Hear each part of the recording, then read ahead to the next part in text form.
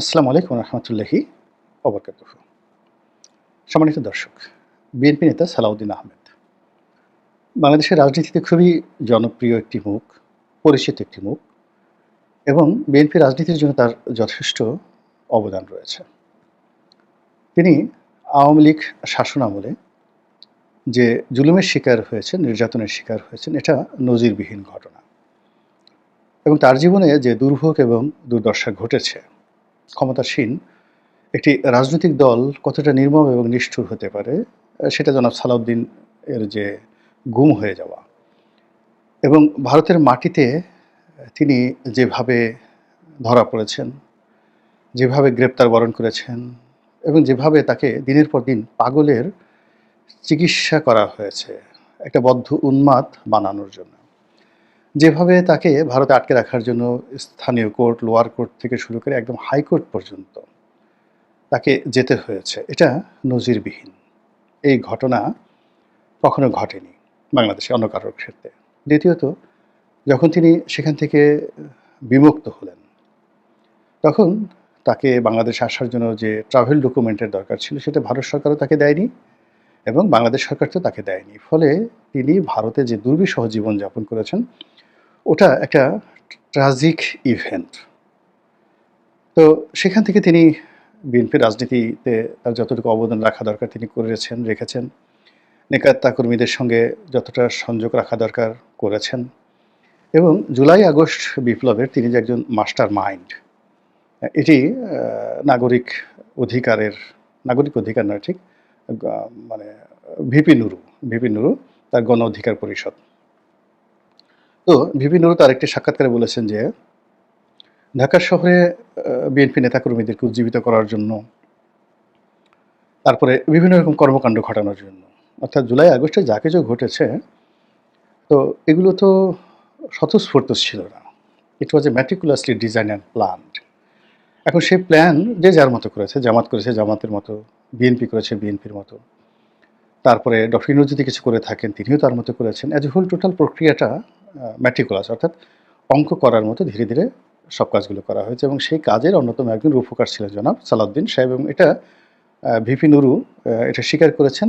এর কারণ হলো সালাউদ্দিন সাহেব সেই যে তিনি যেখানে ছিলেন ভারতের, তো সেখান থেকে তিনি শিলং থেকে টাকা পাঠিয়েছেন।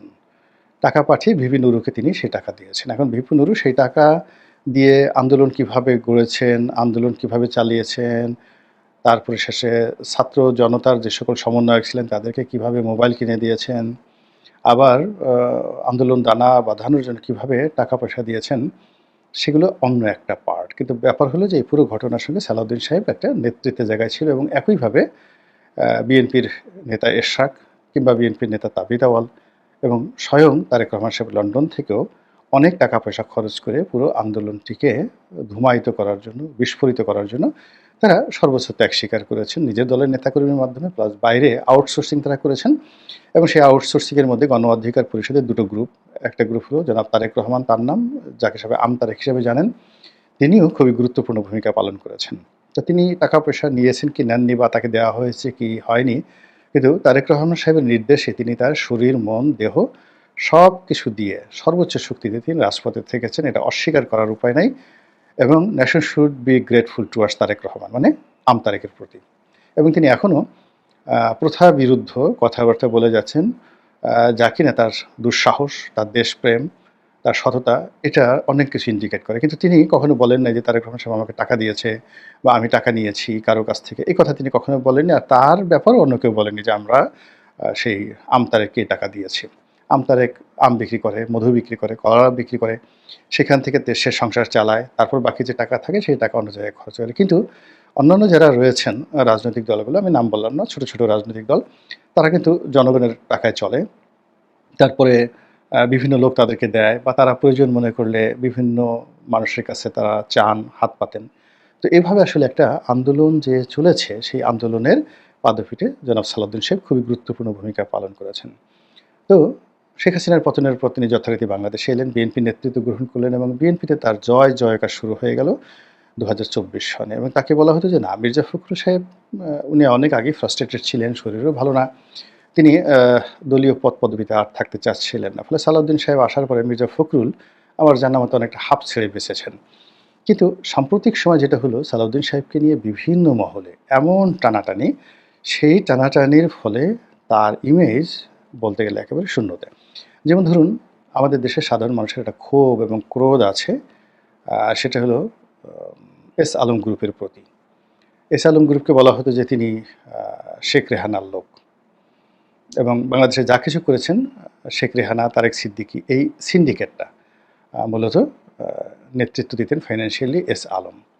আবার অন্যদিকে জয়, আনিসুল হক, নসরুল হামিদ বিপু, তারপরে প্রধানমন্ত্রী শেখ হাসিনা, এটাকে একটা সিন্ডিকেট ধরা হতো, মানে পরস্পর বিরোধী। তো ওই এস আলমের সিন্ডিকেটটা মূলত বেশি টাকা রোজগার করেছে, ফলে এস আলমের প্রতি মানুষের রাগ খুব বেশি, ভীষণ রকম রাগ। তো সেই এস আলমের সঙ্গে সালাউদ্দিন সাহেবকে ট্যাগ করে দেওয়া হয়েছে। আমি সত্য মিথ্যা কিছু জানি না, যে কথাগুলো বলা হচ্ছে সেটা হলো যে, যে বাড়িতে তিনি ঢাকাতে ছিলেন লুকিয়ে, তাকে যেখান থেকে গুম করা হয়েছিল সেই বাড়িটা নাকি এস আলমের ছিল, এক। ২ নম্বর হলো তিনি ভারতের শিলংয়ে যে গেস্ট হাউসে ছিলেন, সেই গেস্ট হাউসের ভাড়া, তার যাবতীয় খরচ, এটাও নাকি এস আলম দিয়েছে।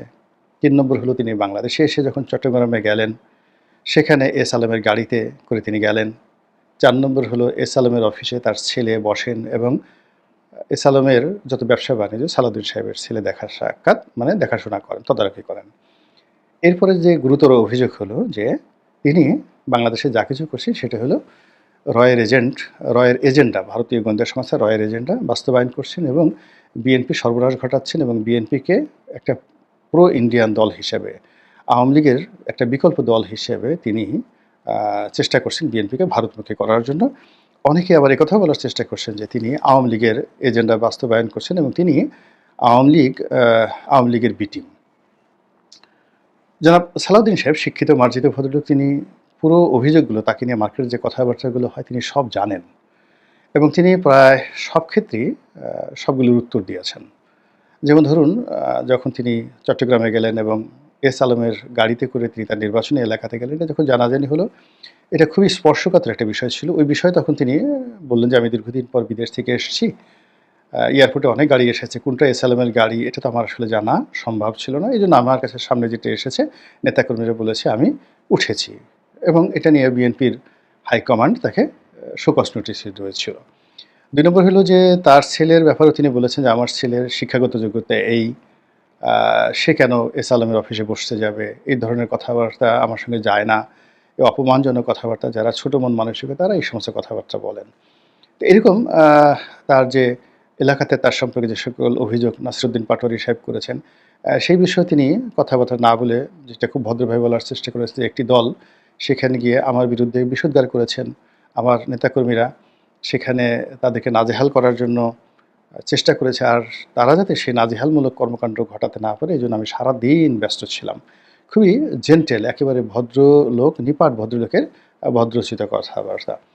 এরপরে রয়ের এজেন্ট নিয়ে তিনি ভারতের বিরুদ্ধে কথা বলেছেন, দিল্লির বিরুদ্ধে কথা বলেছেন, শেখ হাসিনার বিরুদ্ধে কথা বলেছেন। কিন্তু কাজের কাজ কিছু হচ্ছে না। কাজের কাজ হচ্ছে না। তিনি তার নিজের দলের মধ্যেও অনেকের চক্ষুশূলে পরিণত হয়েছেন। আবার দলের বাইরেও সবাই তাকে টার্গেট করেছে। এখন ব্যাপারটা কী? কারণটা কী? আমার কাছে যে মনে হয়, আমি আসলে সালাউদ্দিন সাহেবকে দূর থেকে চিনি, কাছে থেকে চিনি না। একদিন ওনার সঙ্গে আমার মুখোমুখি কথা হয়েছে।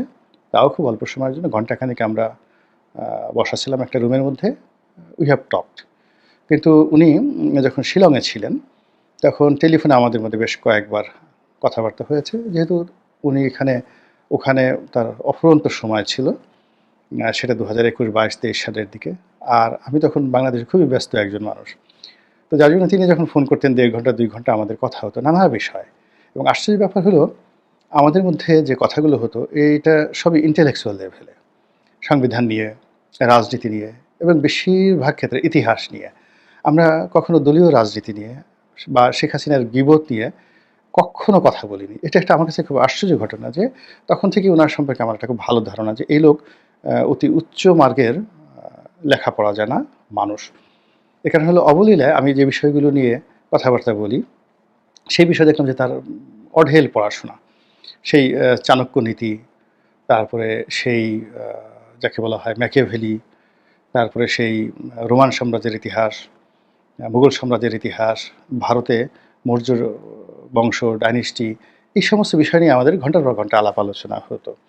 তো যা হোক, এনিওয়ে তিনি বাংলাদেশে এসেছেন যখন বিএনপির নেতৃত্বের হাল ধরেছেন এবং সব জায়গাতে তিনি যখন বিএনপিকে রিপ্রেজেন্ট করছিলেন, তখন তার সঙ্গে আমার যতটুকু পরিচয়, তার সঙ্গে আবার অতিরিক্ত যোগ হয়েছে, আমি জানতে পারলাম যে তিনি ঢাকা বিশ্ববিদ্যালয়ের ল বিভাগ মানে আইন বিভাগের কৃতী ছাত্র, প্রাক্তন ছাত্র। যেহেতু আমি একই ডিপার্টমেন্টের ছাত্র, ফলে তার প্রতি আমার আকর্ষণ আরও বেড়ে গেল। কিন্তু এখন তাকে নিয়ে যেটা হচ্ছে, এটা খুবই দুঃখজনক এবং আমি মনে করি যে এইভাবে যদি বাছবিচার না করে ঢালাওভাবে কোনো তথ্য প্রমাণ ছাড়া আমরা রাজনীতির যে কোনো মানুষ সম্পর্কে কথা বলি, এর কারণ হলো সালাউদ্দিন সাহেবের মতো একজন লেখাপড়া জানা মানুষ, শিক্ষিত মানুষ বাংলাদেশে কিন্তু খুব বিরল।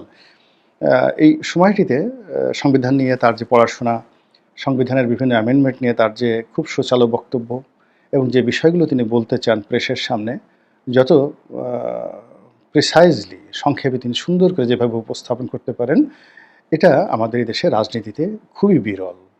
আমি অতীতে আওয়ামী লীগে সুরঞ্জিত সেনগুপ্তকে দেখেছি এরকম মেধাসম্পন্ন মানুষ, তোফায়েল সাহেব এরকম লেখাপড়া জানা এবং যথেষ্ট সুন্দরভাবে তিনি অনেক কথা বলতে পারেন। বিএনপিতে মওদুদ আহমেদ সাহেব বলতে পারতেন, টু দি পয়েন্টে কথা বলতে পারতেন। জমিরুদ্দিন সরকার বলতে পারতেন, এখন তারা খুব বৃদ্ধ হয়ে গেছেন। আর মওদুদ আহমেদ সাহেব তো মারাই গেছেন। আর সালাউদ্দিন কাদের সাহেব বলতে পারতেন খুব সুচারুভাবে। তো তাদের সবার থেকে আলাদা, মানে সালাউদ্দিন সাহেব যেভাবে বলতেছেন, তার সঙ্গে আপনি সালাউদ্দিন কাদের চৌধুরীর বক্তব্যে মিল পাবেন না, মওদুদ সাহেবের মিল পাবেন না, জমিরুদ্দিন সরকারের মিল পাবেন না। হি ইজ ইউনিক এবং এই সময়টাতে তার প্যারালাল বা কন্টেম্পোরারি কোনো নেতা আমি বিএনপিতে ওইভাবে টু দি পয়েন্টে দেখতে পাচ্ছি না। এখন এই যে তাকে শেষ করে দেওয়া মানে বিএনপির নেতৃত্বকে শেষ করে দেওয়া, তাকে কালার করা মানে বিএনপিকে কালার করা, তাকে শেষ করা মানেই তিনি ধরে নেওয়া হয় তারেক রহমান সাহেবের খুব ঘনিষ্ঠ ব্যক্তি, তারেক রহমানকেও শেষ করে দেওয়া। ফলে কি হলো, আবার সেই বিএনপির আগের জমানাতে ফিরে যেতে হবে উইদাউট সালাউদ্দিন। বিকজ এখানে যেভাবে তিনি ডিফেইমের শিকার হচ্ছেন, ম্যালিস অ্যান্ড প্রিজুডিসের শিকার হচ্ছেন, দলের নেতাকর্মীরা, বিশেষ করে যারা সিনিয়র নেতৃবৃন্দ রয়েছেন, মির্জা ফখরুল সাহেব রয়েছেন, গয়েস সাহেববাবু রয়েছেন, মির্জা আব্বাস সাহেব রয়েছেন, তো ওনাদের মতো মানুষ, খন্দকার ডক্টর মোশাররফ সাহেব রয়েছেন, মঈন খান রয়েছেন, তারা যদি সালাউদ্দিন সাহেবের পক্ষে না দাঁড়ান, তার পক্ষে কথাবার্তা না বলেন, তাহলে সালাউদ্দিন সাহেবের এই যে ট্যাগগুলো হয়েছে, এই ট্যাগগুলো থেকে তিনি বেরোতে পারবেন না। আর যেহেতু তিনি বিএনপিকে রিপ্রেজেন্ট করেন, তারেক রহমান সাহেবকে রিপ্রেজেন্ট করেন, ফলে তার এই ট্যাগের কারণে তিনি যেভাবে মানে যাকে বলা হয় ফিনিশড হয়ে যাবেন, বিএনপিকে এবং তারেক রহমান সাহেবকে একইভাবে তিনি ক্ষতিগ্রস্ত করবেন। আমি মনে করি যে বিষয়টি নিয়ে বিএনপি যারা কেন্দ্রীয় কমান্ড রয়েছেন, তারা নিজেদের মধ্যে একান্তে খোলামেলা আলাপ আলোচনাগুলো করা উচিত এবং সেই আলোচনায় যদি তারেক রহমান সাহেব বা অন্য সিনিয়র নেতৃবৃন্দ সালাউদ্দিন সাহেবের কোনো ত্রুটি দেখেন, সেই কথাগুলো তাকে বলা উচিত। কিন্তু যদি সেটা না থাকে, তাহলে তার পক্ষে আমি মনে করি দাঁড়ানো উচিত। আল্লাহ আমাদের সবাইকে হেদায়েত দান করুন এবং হেফাজত করুন। আসসালামু আলাইকুম ওয়া রাহমাতুল্লাহি ওয়া বারাকাতুহু।